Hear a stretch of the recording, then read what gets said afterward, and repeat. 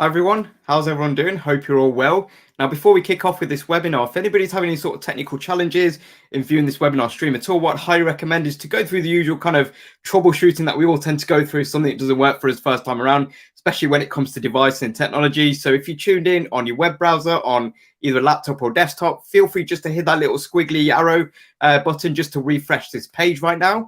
Alternatively, if you are tuned in on your smartphone or a tablet device, feel free to come out of the YouTube app and then click back on the link that you received for this webinar, and hopefully everything should then be working for you.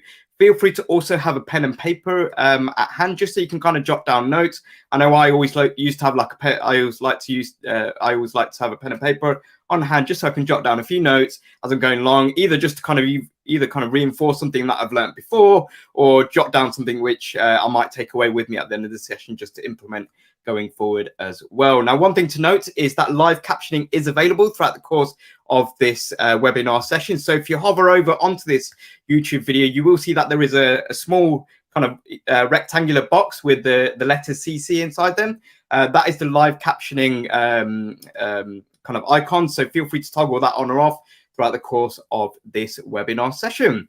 Okay, I hope everyone's kind of geared up and ready for this session. So welcome to this Google Digital Garage webinar all about build engaging presentations. My name is Rikesh.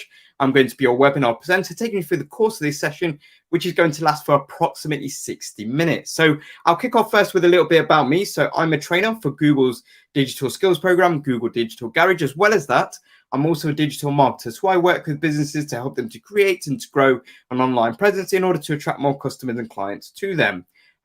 So that's kind of a little bit about me. And in terms of kind of what I do as kind of a day-to-day purpose, a lot of my kind of, I guess, kind of selling involves kind of pitching to prospective businesses who I'm looking to kind of get their business from, to actually help them with their marketing efforts going forward. So I wanted to kind of just, as we're going throughout the course of this session, feel free to kind of draw back on your previous experiences when you presented, whether it be at school, college, university, whether it be through kind of your workplace. What have you kind of presented before?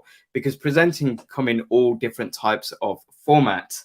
So that's a little bit about me. I'd also like to introduce to you at this stage my colleague and fellow Google Digital Garage trainer, and that is Tessa. Now, Tessa is going to be our wonderful chat moderator today. You might have already seen Tessa's name in the chat. So Tessa is down as Tessa Google Digital Garage. So feel free to kind of drop in your questions, drop in your comments, and a combination of either myself and or Tessa will be able to provide our thoughts and answers to those questions and comments that will come in throughout the course of this session.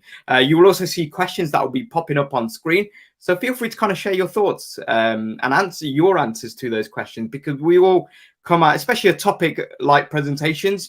This is very much kind of a skill that we all tend to develop in different walks of life, whether it be kind of through academic studies, or whether that be through kind of the industry that we're looking to kind of either work in or we're working in right now.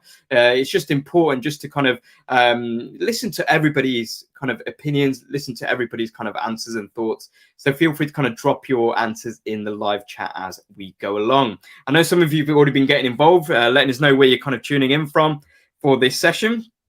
So welcome to Sumik Singh, tuning in from the Philippines. We've got Adele tuning in from Qatar.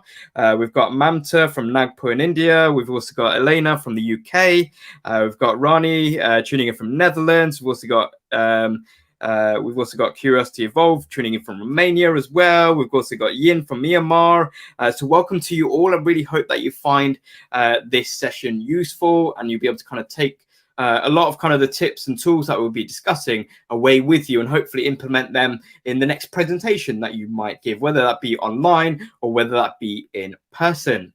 Now, this session that we're running today on Build Engaging Presentation is one of many webinars that we actually run as part of a wider Google Digital Garage webinar offering. So if you have a look down below me where I'm pointing, you will see that there is a video description box. Contained within there is a link to the Google Digital Garage website. Now, that's a fantastic resource hub to check out. So I'm sure many of you, if not all of you, would have checked out already when you booked and signed up for this particular webinar session, because you will see a list of other webinars available for you to sign up for on the live training tab on a variety of other topics, predominantly linked to the world of digital marketing, but we also have kind of career focused webinars that we run on the likes of kind of build a CV and write a cover letter, and also find your career goals as well, and also build engage your presentation, which kind of flows between both kind of career but also from kind of a marketing perspective, because you might be delivering presentations about kind of marketing or kind of something kind of related in that as well. So definitely check out and sign up for more webinars. They are available for you to attend at no charge, just like this session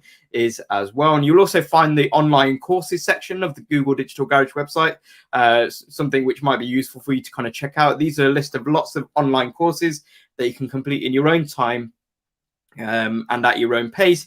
And these are courses that are provided by Google at no charge. There is a course on there that you'll see on the first listed as kind of the first course on the online courses page, and that is called the Fundamentals of Digital Marketing course. Now, this is a course which actually has an added bonus. So once you complete the Fundamentals of Digital Marketing course, as well as gaining knowledge, you will also, as an added bonus, receive a certificate from Google at no charge, recognizing that you've completed that course as well. So definitely check out all of those resources on the Google Digital Garage website. So let's have a look now at what we're covering in today's webinar, all about how you can build engaging presentations. So we're going to be going on a bit of a journey throughout the course of this next hour.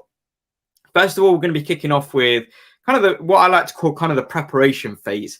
So we're going to be looking at how we can craft our approach to presentations, and this is kind of in line with that kind of age-old saying, which is essentially, if you fail to plan, you plan to fail. So we want to do some homework. We want to be able to do some preparation and planning before we actually go ahead and actually create the presentation, go ahead and deliver it and stand up on stage or get in front of that webcam. So we want to make sure that we are very prepared from the very outset. And once we've done that, we're then going to be naturally progressing on and actually going through what I like to call here is the design stage. So this is where we're going to be looking at how do we go about creating both effective and engaging presentations. Because at the end of the day, we want to captivate our audience. We want to get them to feel involved and engrossed in what we have got to say. And then we'll round off this webinar session just by looking at some essential, what we identify as kind of some essential presentation skills. Some of these presentation skills that we will go over in this final part of the webinar session, you might already be incorporating into your own presentation style, which is great because it's nice to kind of get that positive reinforcement. But then some of the skills and tips that you will hear, they might be things that you might think, yeah, I might incorporate that when I'm next presenting perhaps as well. So that's kind of going to be kind of the natural progression of today's webinar session. But before we actually kick off into the first part of this session, I want to draw your attention to this fantastic resource that you can see here on screen now. So you can actually now sign up for Google Career Certificates. So Google Career Certificates is a fantastic resource, and Google Career Certificates are essentially flexible online training programs which are provided by Google, which are designed to earn you job-ready skills in high growth and high demand careers. Now, these high growth and high demand kind of career sectors include the likes of data analytics. They include the likes of project management. They include the likes of IT support as well.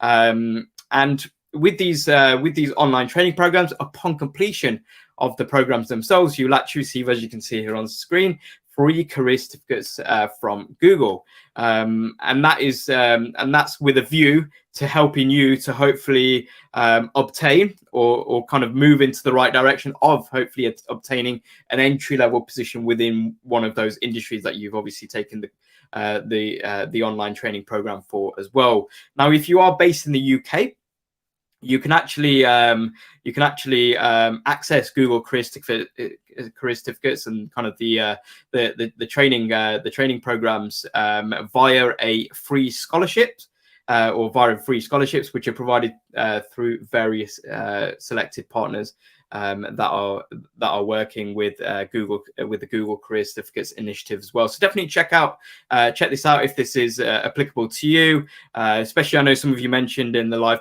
chat that you are based in the UK, so definitely check this out. Links on screen there, and I'm sure that Tessa will kind of drop a link into the live chat as well. So I want to kick off this session by asking you a question, and let me know your thoughts in the live chat. What is the most memorable presentation that you've experienced? So I want you to just take a moment just to think back to a time where you either sat through a presentation, either in person, or a presentation that you've kind of watched online. You might have watched it on YouTube perhaps as well. So feel free to kind of let me know, what is the most memorable presentation that you've experienced? Something that springs to your mind. Now, this can actually you can actually come at this from two angles when I say memorable. So it could be memorable because it was something that really inspired you. It helped you to look at something with a new perspective, perhaps. It was maybe something that was motivating for you, something that might have entertained you, perhaps, as well. But when we say memorable, it could mean the other way as well. So maybe a presentation that you've experienced or sat through could have been memorable for all the wrong reasons. Maybe it was just very calamitous.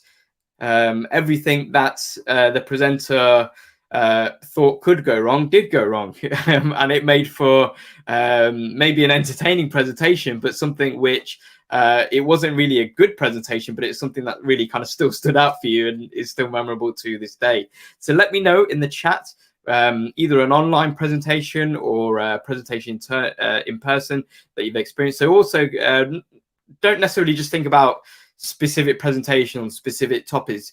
Think about also which kind of presenters throughout your life. So not just throughout your working life, but also through your academic studies. Think about kind of school teachers as well. It was anything that was quite sort of memorable about certain school teachers. What do they do? What was kind of some of the presentations that you experienced off the back of that as well? So whilst you're doing that, it's only fair if I kind of share my most memorable presentation that I've experienced. So the reason why I mentioned kind of teachers a moment ago was because one of the most memorable presentations that I experienced was through my science teacher when I was age kind of 15, 16 years old. For those of you tuning in from the UK, it was kind of during my GCSE times. And the reason why this is something that I always remember with my science teacher was it wasn't just kind of one memorable presentation, but it was pretty much throughout the whole 2 years that I was in that science class. And that made all these kind of, every time that my science teacher taught something, he made it memorable, because what he did was he actually grounded kind of the teachings that he had to get across, whether it be kind of biology, chemistry, physics, etc. He actually grounded the teachings in the world of his audience. So my science class was predominantly made up of individuals who either played sports or kind of for the school team, or they would just enjoyed sports. For me, I fell into the latter category because I wasn't very good in terms of being able to make the school sports teams at all.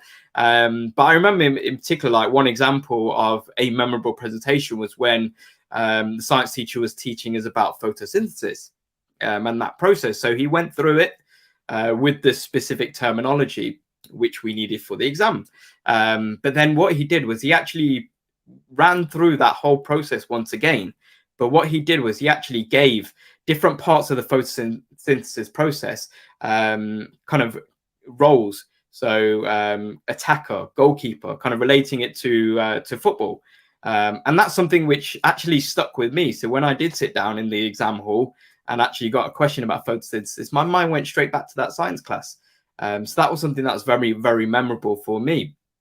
So that's something that I kind of experienced in person. Now, in terms of an online presentation, some of you might have heard of TED Talks, or might have kind of watched some either on the TED website or through YouTube. I know a TED Talk that really kind of inspired me was a TED Talk by an American author called Simon Sinek, called Start With Why. I'm sure maybe some of you out there might have kind of seen that yourself. And that was something that really kind of inspired me, with him kind of just talking through his methodology, but also using kind of a flip chart paper and actually drawing what his methodology was, just to help to provide context to something which was maybe kind of sounded abstract if it was just through kind of the spoken word. So they're just kind of a couple of examples of memorable presentations off the top of my head. So let's have a look at kind of some of your most memorable presentations. So for Mohammed said, the most memorable presentation I've experienced is the presentation by my master's degree my presentation of my master's degree with Robert Gordon University of Aberdeen, Scotland in September 2007. Absolutely, yeah. Thank you very much for sharing that, Mohammed. And Sumit Singh has mentioned the most memorable presentation for me was back in college. My marketing teacher made such precise yet informative slides. Yeah, definitely left an impression. It's great that you said that as well, Sumit Singh, because I think that's kind of a great kind of phrase. Something which I guess as presenters, because we all as individuals, as human beings, we're all presenting, whether we're kind of having a conversation with a friend, whether we are presenting in front of 1,000 people, or we sit kind of anywhere in between that, we are all presenting. And what we all want to be doing is we always want to be leaving kind of a lasting impression in general as well. So just picking up on another memorable presentation, Issei Vani has mentioned Al Gore in initial presentation on climate change, presentation that inspired the documentary An Inconvenient Truth. So yeah, that's kind of some examples as you kind of mentioned there. Now you might be kind of thinking, well, why have we kicked off this session talking about kind of memorable presentation? Because that's where we want to get to. Anytime we're presenting, whether it just be we are presenting what's the weekly update and we're presenting that online via a video call, or we're actually standing up and delivering a talk on something that we're very passionate about, or something that we want to really kind of convey as a message in person. We want to make sure that we're leaving an impression on people and making sure that it's memorable, hopefully also memorable for the right reasons. So we do present for kind of a number of reasons. We tend to present to either communicate a message, to persuade our audience into our way of thinking, and also to instruct them to take a particular action. Now, we also kind of present for other reasons, such as to entertain, think about kind of the media industry, for that, but then we also tend to present to inspire as well. So we do present for kind of a number of reasons, but a lot of the times you can actually sit through presentations and you might think, oh, there's elements of communication and persuasion, or there's instruction and persuasion there. So there's kind of an overlap of a lot of these kind of reasons why we tend to present. So whilst you're kind of considering all these kind of reasons why we present, and have them in mind right now, I want to just show you a short TED Talk presentation clip. It's only going to be about a minute, but what we need to do is just whilst I'm playing this, I want you just to think, what is kind of the reason for this TED Talk presenter presenting? Why are they up there? What are they looking to communicate? Are they looking to inspire? Are they looking to entertain? Are they looking to persuade? Are they looking to instruct, for example? So just take a watch of this. What you're doing right now at this very moment is killing you. More than cars or the internet, or even that little mobile device we keep talking about, the technology you're using the most almost every day is this, your tush. Nowadays, people are sitting 9.3 hours a day, which is more than we're sleeping at 7.7 hours. Sitting is so incredibly prevalent, we don't even question how much we're doing it. And because everyone else is doing it, it doesn't even occur to us that it's not okay. So instead of going to coffee meetings or fluorescent lit conference room meetings, I ask people to go on a walking meeting to the tune of 20 to 30 miles a week. It's changed my life.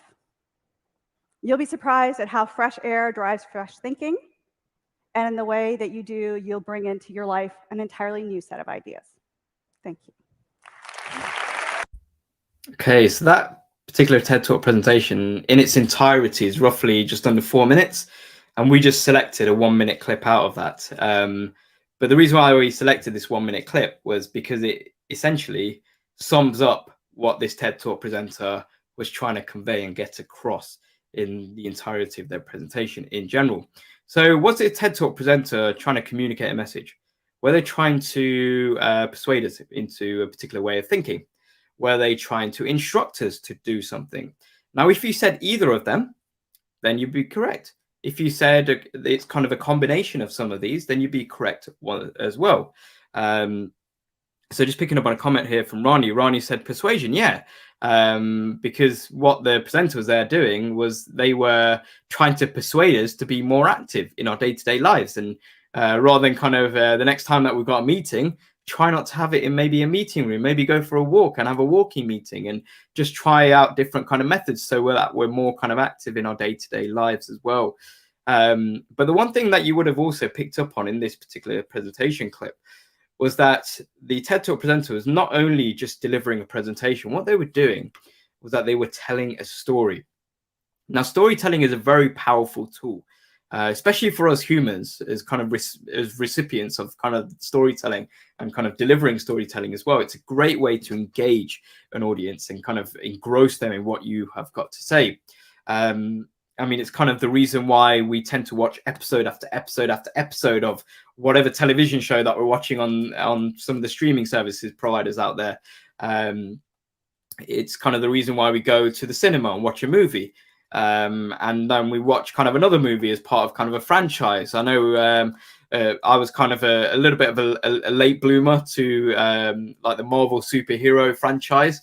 And I was just watching the movies kind of out of order. And then one of my friends told me, Rikesh, you kind of need to watch him all in order, in a specific timeline order. And then I watched them all and kind of watched how kind of some of the post-credit scenes link through to the next movie. And then overall, when it got to the kind of the final movie, that kind of tied in the whole of that segment of movies, it all kind of made sense because I was fully aware of that. So even kind of long-term storytelling can be useful. But generally, storytelling is something that really kind of captures our attention in general. And that's kind of half of the battle at times when it comes to presentation, is capturing somebody's attention and then keeping it as well. Now, when it comes to presenting in general, there are generally kind of 4 basic story types that we can use when we kind of either get up on stage or get in front of a webcam. So these 4 basic story types that you can see here on screen are actually based on the work of Christopher Booker. And you can see you've got origin type story. So this is where you're talking about, you know, look at where I came from, look at where I started, and look at where I am right now. So something like I started my marketing business with a laptop in my garage and now have workspaces in 30 countries across the world. You've then got your future vision. So where do you see yourself in so many years' time as well? You also have like your failure and success stories. And this is actually used quite a lot by well-known kind of business people. I'm sure many of you kind of follow certain entrepreneurs online. And when they kind of go through kind of discussions or kind of make videos, they will kind of talk about where they came from, their more humble beginnings, because what they're trying to do there is they're trying to kind of take you on a journey and make themselves, first of all, relatable to you from kind of the humble beginnings, so that you think, yeah, whatever, this person has achieved something, but they started at this place. It's a way of kind of inspiring somebody, and maybe persuading them to kind of think maybe outside the box, perhaps, as well. And then that entrepreneur or whoever's kind of telling a failure success story, you're talking about, right, this is where we were, you know, last year or 10 years ago, but now look at me now, look at where I am. And then you've also got kind of a realization story. This is what I like to call kind of the light bulb story. So this is maybe where you're maybe doing the hoovering in the home, and then you just have a brain spark or kind of a light bulb moment where you kind of think, oh yeah, I want to start a business doing this, or I want to start a business doing that. So that's something where we kind of look to kind of realization stories as well. But with these story types, we want to be very selective about where we use these and when we use these specifically in general as well. So for a budget report, we don't need to talk about an origin story, how the company was founded, you know, the humble beginnings of that company, where is the company now. You don't need to talk about that because it's a budget report. You just need to show off the numbers, essentially. But the type of storytelling that might work for a budget report could be a failure and success story type of story. So maybe you're talking about, well, this was our turnover for our business in Q1 last year, and this is our annual turnover for Q1 this year, perhaps as well. And you're hopefully showing the progress and the growth, going from kind of more failure to success with that particular storytelling as well. Now with a company update, so if it's kind of a presentation that you might be delivering to your organization and at the beginning of either the calendar year or the beginning of the tax year, and you've kind of hired new individuals into your organization as well, maybe something like an origin story works, because you're able to tell people who might otherwise not know about where you started as a business. What's kind of the heartbeat of your company? What do you stand for? What's your company values, perhaps, as well? You can start and kind of discuss that through kind of an origin story, storytelling as well. And then something like idea pitches. So idea pitches, you might have actually seen these quite a lot on television. So for those of you who are tuning in from the UK, you might have watched a television show called Dragon's Den. There's a similar show called Sharks something in America, Shark Tank, I believe, in America, where essentially the premise of the shows are that you've got kind of a set of investors who are all sitting in a row in a room, and then you have people who come into that room to pitch their idea. Now, it might be that they've started or they've got a prototype of a product, or kind of they've started providing a service, but they need that cash injection, and they need that entrepreneur to help maybe open a few doors for them as well. And then in return for that, in return for the investment, they usually kind of give away a certain amount of their business or percentage of their business equity as well. And you'll actually notice, and if you kind of feel free to kind of have a look and kind of jump onto YouTube and watch some really good idea pitches. A lot of the times you will find them on these shows where they've been really, really useful in actually obviously getting that investment. And the type of storytelling that they use here is future vision. Where do they see this organization? Where do they see this product in 5 years? Do they see it on the supermarket shelves right next door to a competitor who's been around for 20 years? So that's kind of another type of storytelling to use as well. Now, a few things to kind of keep in mind before in this kind of planning preparation stage, before we go ahead and create a presentation, is what's the goal? Why are we going to be presenting? We want to actually answer this question. So, for example, the TED Talk presenter that we saw with that clip, the main goal of that TED Talk was to get people to consider either a walking meeting or generally different approaches to be more active in their day-to-day lives. We want to also answer the question, what do we want our audience to think? So from an audience perspective, we all tend to kind of attend presentations to learn something or be inspired or be entertained. But from a presenter point of view, what do we want to hopefully impress upon our audience going forward as well? And also think about kind of emotion. So what do we want our audience members to feel, and when do we want them to feel it? So if you think about kind of failure and success stories, a lot of kind of the most kind of well-known failure and success stories involve emotion, where you're talking about kind of, right, this was me, I was really struggling, I was knocking down doors, nobody was giving me a chance, nobody was giving my product a chance, and then that one person opened the door, and that kind of helped me to get to where I am today. So you're kind of taking people on kind of a journey, so they actually feel that struggle, they feel that kind of sadness when you're kind of talking about kind of the failures. But then when you get to that success and you're talking about that, they feel elation, they feel relief, they feel kind of gratitude off the back of that as well. So the use of emotion can be really, really powerful. Even if you're kind of maybe presenting something which you might kind of find a little bit kind of mundane or a little bit boring, or you perceive that. Not everybody's going to perceive that, because for audience members, generally, it's kind of new information. So what you think is mundane or boring, the only reason that you say that is because you maybe presented that before, maybe you practiced that a lot of times as well. So maybe something that you think might be boring, maybe switch it up and kind of add in a joke, or make it kind of a little bit more lighthearted at certain moments as well. So that's something to consider as well. And also another question to kind of answer here is, what's the one thing that you want your audience to take away with them?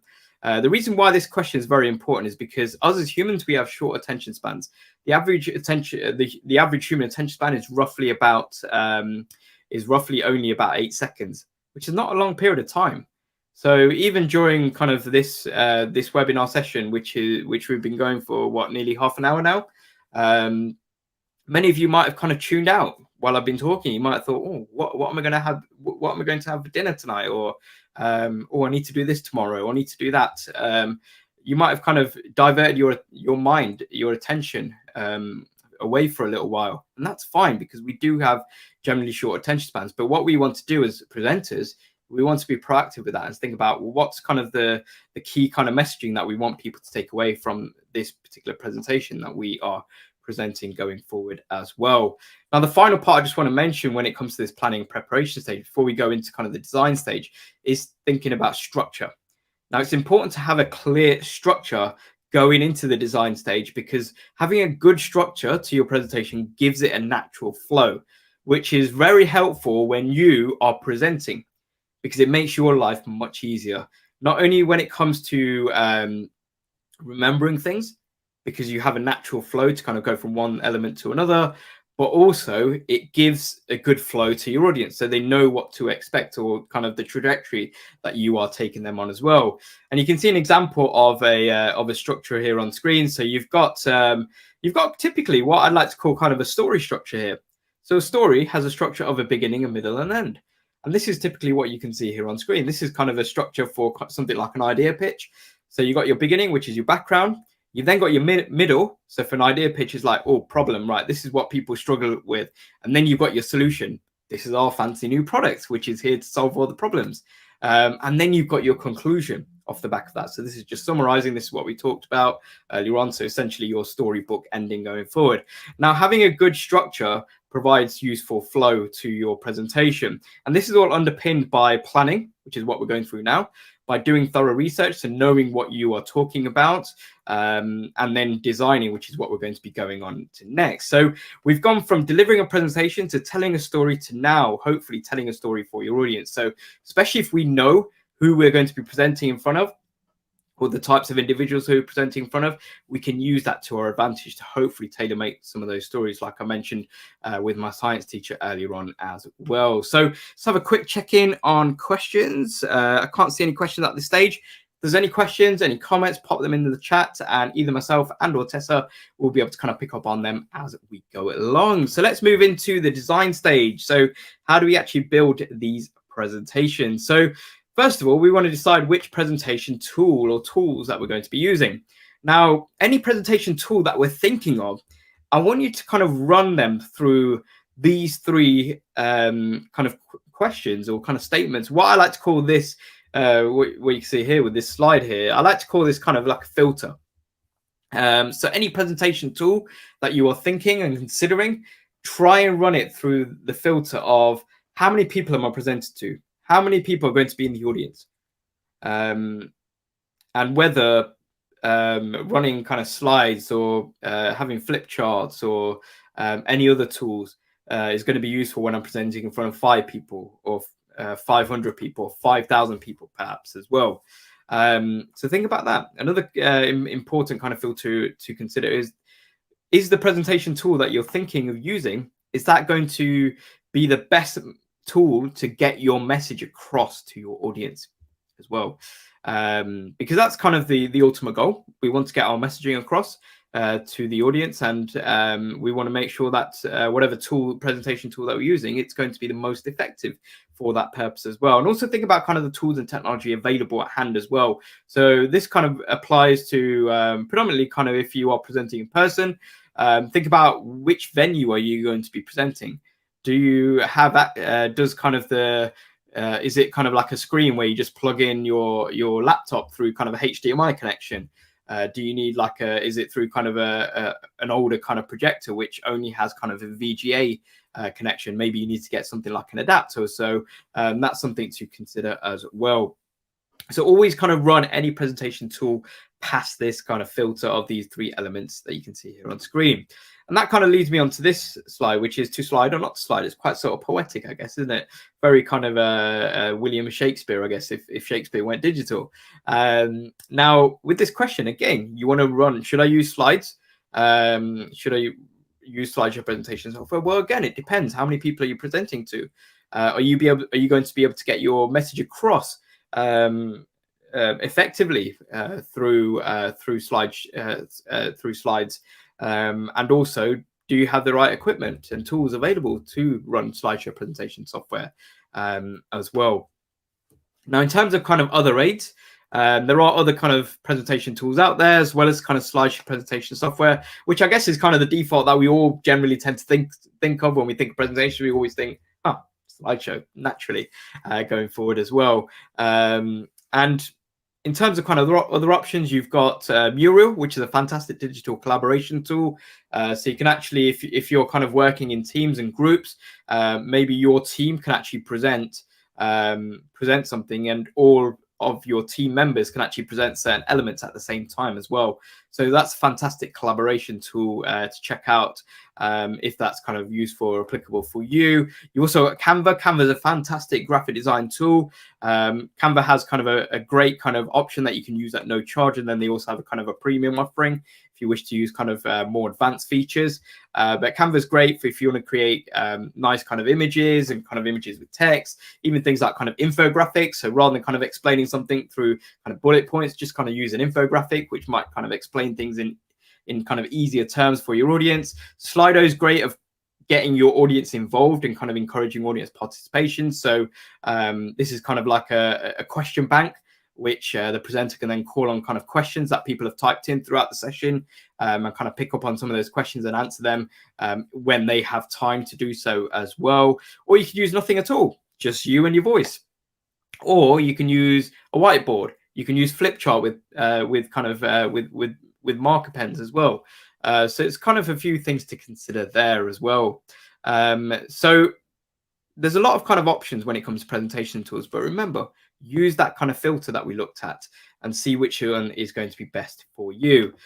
Now, in terms of kind of the most common presentation software and tool out there, as I mentioned, it is essentially slideshow presentation software. So there's lots out there available. So you've got the likes of Microsoft PowerPoint, which has been around for a long period of time. You've also got the likes of Apple Keynote. You've also got Prezi as well. Prezi is a little bit kind of different to most slideshow presentation software, is that it's very much kind of used quite a lot by kind of the creative industry. So you can have kind of one main slide, but then if you were to click into one element of that slide, it will kind of just zoom you in, and that will be kind of another slide within a slide. Then you can zoom into that, and there'll be another slide. So definitely kind of check out Prezi. They've actually got example presentations just to illustrate what the Prezi software does on their homepage. So definitely kind of check that out if you think that might be kind of useful for you. But the main thing that I'd always say about any slideshow presentation tool out there is to use what you are comfortable with. Now, just picking up on a comment from Curiosity Involved, who's asked, what are you using? So what am I using for this particular webinar session? I'm using Google Slides, and that's what I want to just touch upon. Just kind of picking one of these presentation tools out there. So Google Slides, I've used Google Slides for a long period of time myself. And you can see kind of some benefits of using Google Slides. One is that you can collaborate with others on presentation. You can see that with this graphic. So multiple people can do and kind of work on the same slide at the same time, which is great for collaborations in teams. You can also back up your work quickly because your Google Slides presentation that you're creating actually backs up automatically to your Google Drive.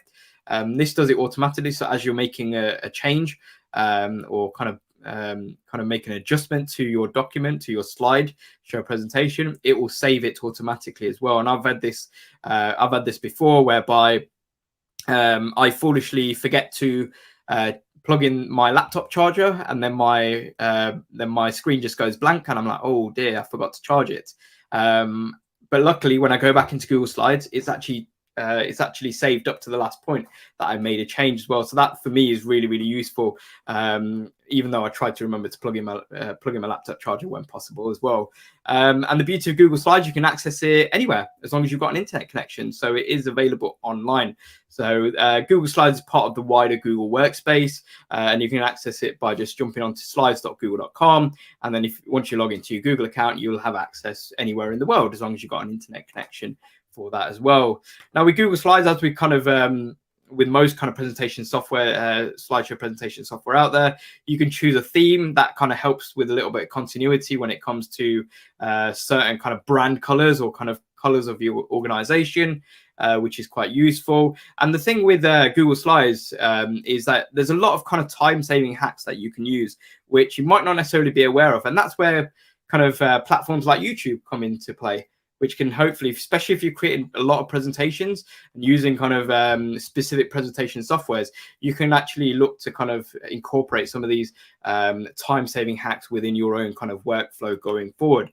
One of these time-saving hacks is if you want to edit the and kind of change the fonts or the size of a font of all of your headings in the presentation. If you've got kind of 50 slides, all you can do, rather than kind of going through them individually, is just edit the master slide. As you can see with this graphic here on screen, you can just type this in onto YouTube, how to edit master slide on Google Slides, and you'll see a video like this, very short, sweet, and it's to the point.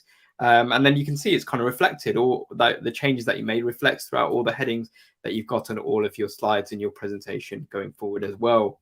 You've also got kind of the navigation bar. I'm sure many of you would have seen this, either if you've used Google Slides or other presentation software out there, where you have the ability to add text box or images, shapes, lines, etc. Also kind of add in slide backgrounds, layouts, themes, as well as we mentioned, and also transitions as well. So transitions, how does one slide flow into the other? Does it kind of dissolve? Does it kind of slide in from kind of one direction or the other? You can kind of set that for each individual kind of slide transition itself as well. And then you've got kind of the big present button there. If you click on the little drop down arrow beside where you can see present on screen, you can also present it with presenter notes as well, which is quite useful, especially if you've not presented something for the first time. And it's always nice to kind of have that kind of safety blanket at times of having your notes on screen, especially if you are projecting onto another screen. So only you see those notes, and they're there just to kind of jog your memory if you do forget about something going forward as well. Now, when it comes to presentations and presentation titles, we want to make sure that they are impactful, but they speak about what you're going to be discussing about. So there's a well-known kind of fence painting company in the UK, and their kind of catchphrase on their television adverts is "It does what it says on the tin." And that's the way I would like for you to just kind of think about setting presentation titles. You want to say exactly what you're going to be talking about, because the worst thing that you can do is to oversell and underdeliver with a presentation title.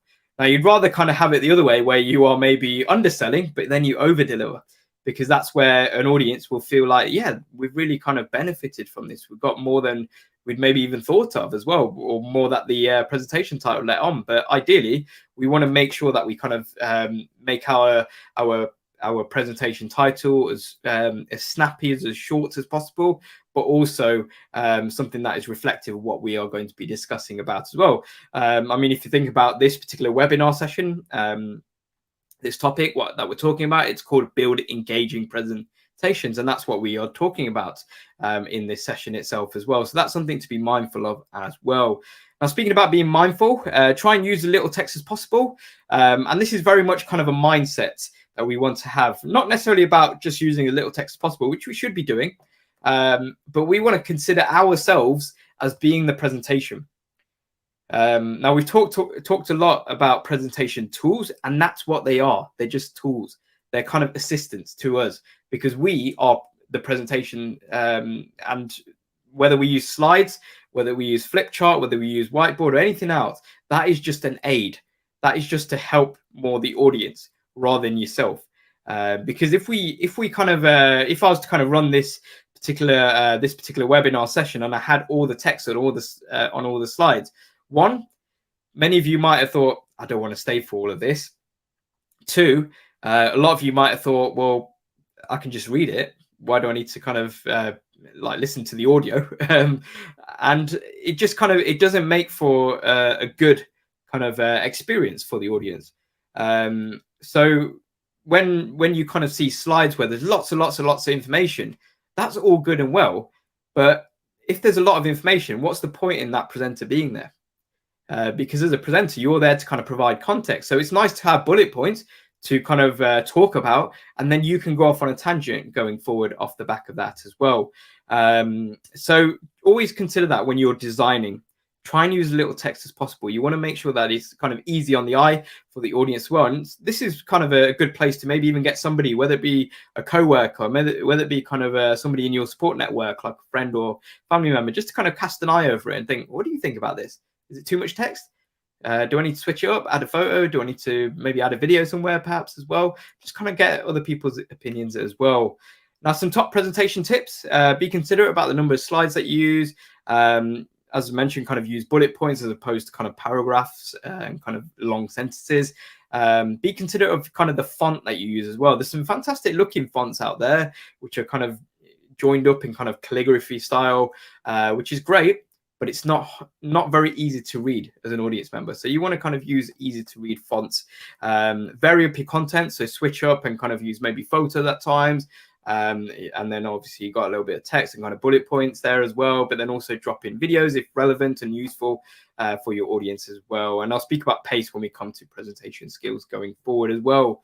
Now, when it comes to online presentations, something which I guess is kind of more common in kind of the hybrid working world of kind of going to a workplace, but also kind of working from home as well. With online presentations, think about screen sharing. Share with care, but don't overshare. So if you don't want kind of people to see which bookmarks that you have, put all your bookmarks into a specific folder. So when you are sharing your web browser page, nobody else can see that appear on screen for you as well. Think about if you're sharing video for participants, make sure you're able to kind of mute your mic, maybe take yourself off screen, whatever it might be. Just to ensure that they had the best kind of listening and visual experience going forward for video. Do you want to encourage audience participation? So we've got the live chat here on YouTube. Think about kind of how easy it is to use certain online presentation platforms as well. And also think about kind of the cost. Do you need to pay extra for certain presentation software for running online presentations, and are other ones available at no charge perhaps as well? So with that in mind, let's have a check-in with any questions or comments here. So we've got a comment here from Curiosity Involved, who's mentioned undersell and over-deliver would be the best. Yeah, leaves people wanting more. Absolutely. Yeah, I think it's a great kind of, it's a great way of leaving a good impression. Or leaving a good first impression as well. As you say, hopefully leaves people wanting more. And I know that this is being used quite a lot, especially in kind of sales industries as well. But as a presenter, we want to make sure that we're kind of towing that side of the line as opposed to overselling and under-delivering, because that's where we might, as a presenter, lose credibility fast as well. So that's something to consider there. Thanks very much for that comment there. As well. Any further comments, questions, pop them into the live chat. So let's actually round off this session by looking at some presentation skills that we might be using already, and some that that might be kind of new for you going forward as well. So a question I want to kind of ask you, and this is not something that you have to answer. If you want to answer this right now, feel free to kind of pop this in the chat, but it's more kind of a self-reflective kind of question here, is what kind of presenter will you be? So this is just something to consider. And when you're considering this, the one thing to remember is think about your audience in mind, because the way that you present or your presentation style will depend on your audience, and you want to be adaptive as a presenter. So the way that I would present to one person or 5 people is different to the way that I would typically present to 100 people or 500 people or 1,000 people as well. So it kind of varies.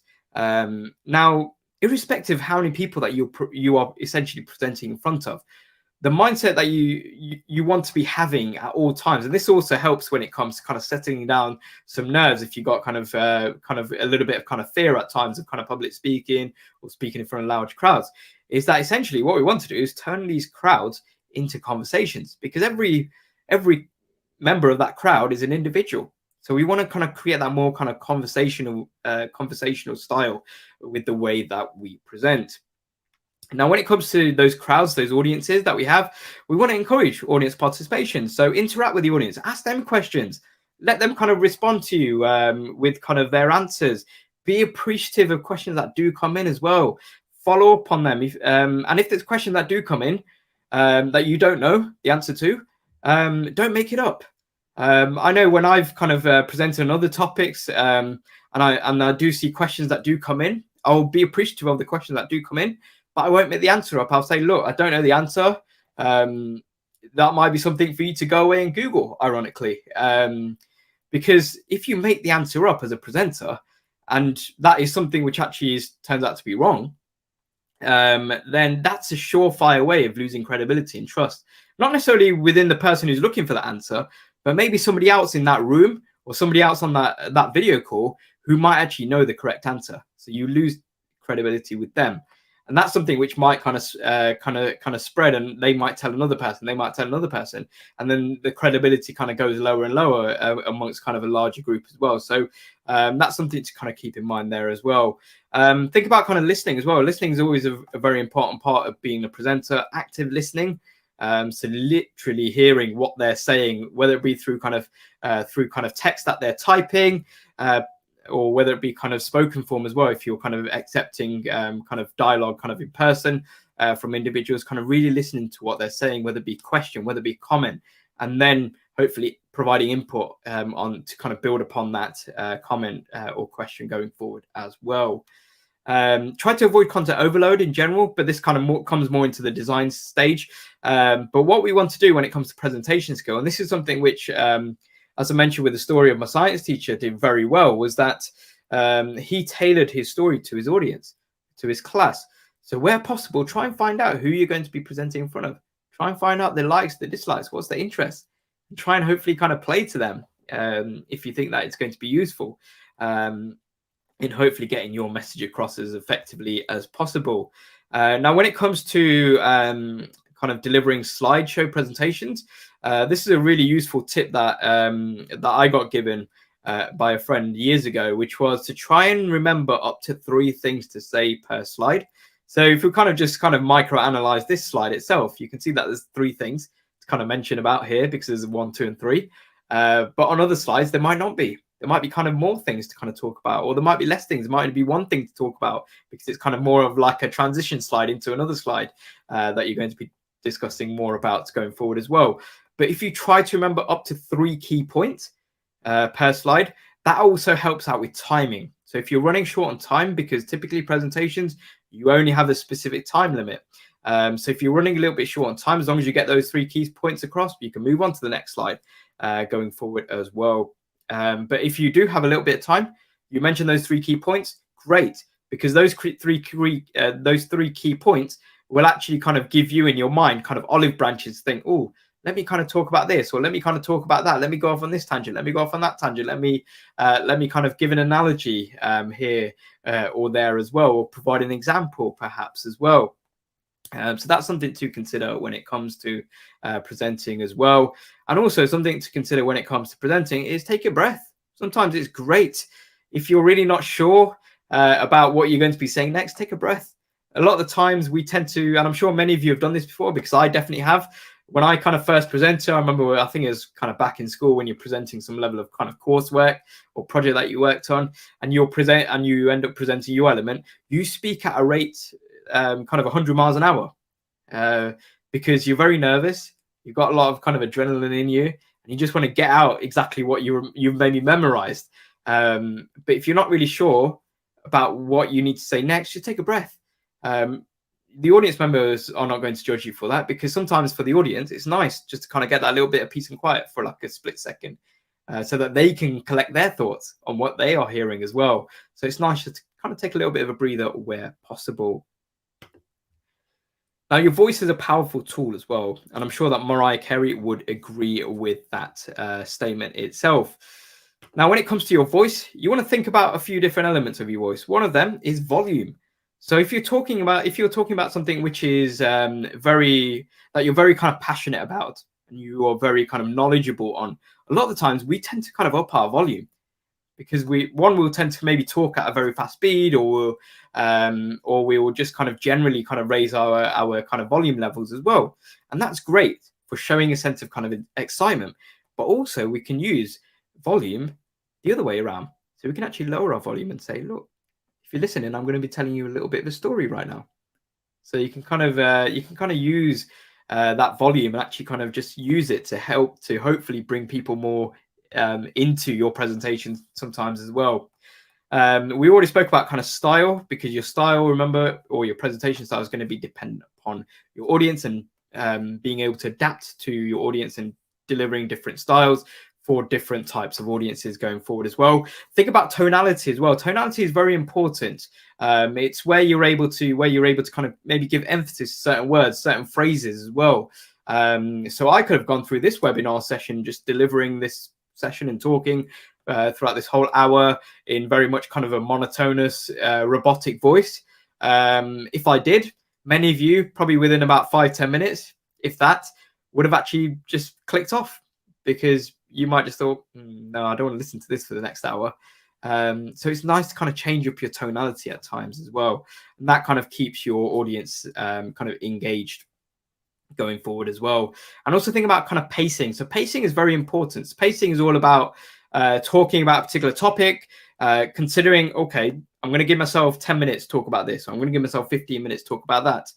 Going forward as well. So think about kind of pacing. It is very, very important. And pacing is useful when you kind of break things down. This is where planning and preparation goes into play, where you kind of plan and kind of create good structure, which gives you a good flow, which helps you with pacing. So maybe you can kind of talk about a particular element of your presentation for a certain period of time, and then you're talking about something else, but you don't need to talk about it that long.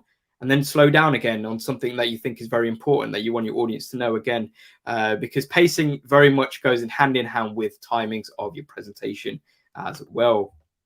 Now, also another consideration is your body language. So consider, what is your body language communicating? This is all about kind of the non-verbal aspect, whether it be kind of online or even kind of offline as well, kind of in-person presentations.